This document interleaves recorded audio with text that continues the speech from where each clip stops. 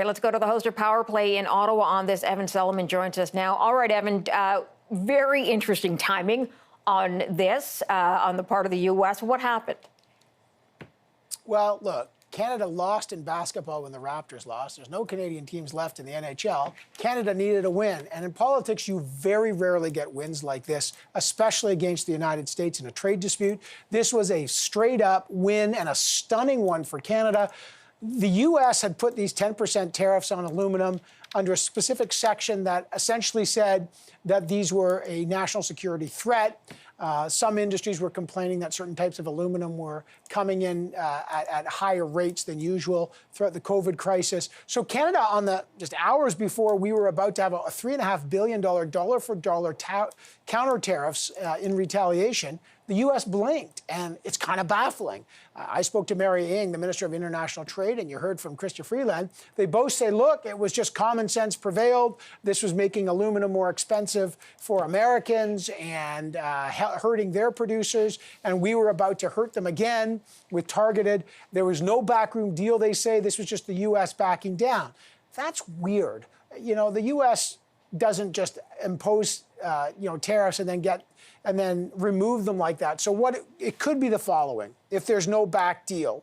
One, the targeted tariffs were specifically going to target industries in areas where Republicans are in a tough fight in the November election. For senators and Congress people whose industries are going to be hurt, they need our aluminum and they need to export it as well, and they're going to get hurt. And they send a message, the aluminum industry there and these Congress people, to Donald Trump. This is killing us. This is a lose-lose situation. We don't want a protracted trade war. Ambassador Heyman, the former U.S. ambassador to Canada, told me that Donald Trump had this big Middle East peace announcement today with certain countries, with Israel, and he didn't want a trade war with Canada, sort of bucking the headline. But whatever happened here, and it remains something of a mystery, Canada gets to walk away with a warning that we'll retaliate if more tariffs come. But I think for the Trudeau government, this could not be a better outcome from their point of view. And for the aluminum industry here, those tariffs are off, retroactive September 1st. Yeah, I think the word best used so far by you is weird. It does just seem like a weird move on the U.S. part, but we'll be thankful for it. The U.S., though, is still going to look at quotas for the end of the year and try to make sure that our aluminum products meet and don't overstep a quota, which means they're willing and ready to reimpose tariffs if Canada over-delivers. Yeah, and the quota, there's kind of two different kinds of processed and unprocessed aluminum, and they had argued that Canada has exceeded the quota in one of those throughout COVID. Now they've got maybe a little movement on the quota situation. We're quibbling.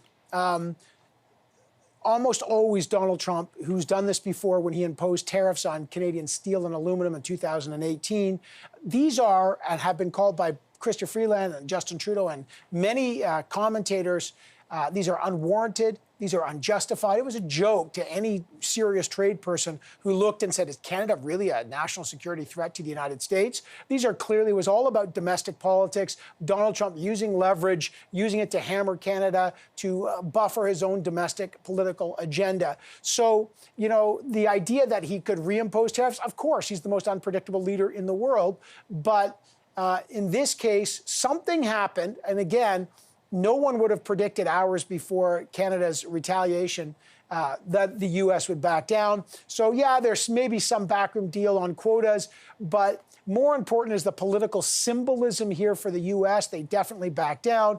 And for Canada, it's a real boost for the aluminum industry. And for the Trudeau government, dogged by questions about the We Charity scandal and real questions about rising numbers of COVID, this is probably a much-needed and surprising win for them on a Tuesday night.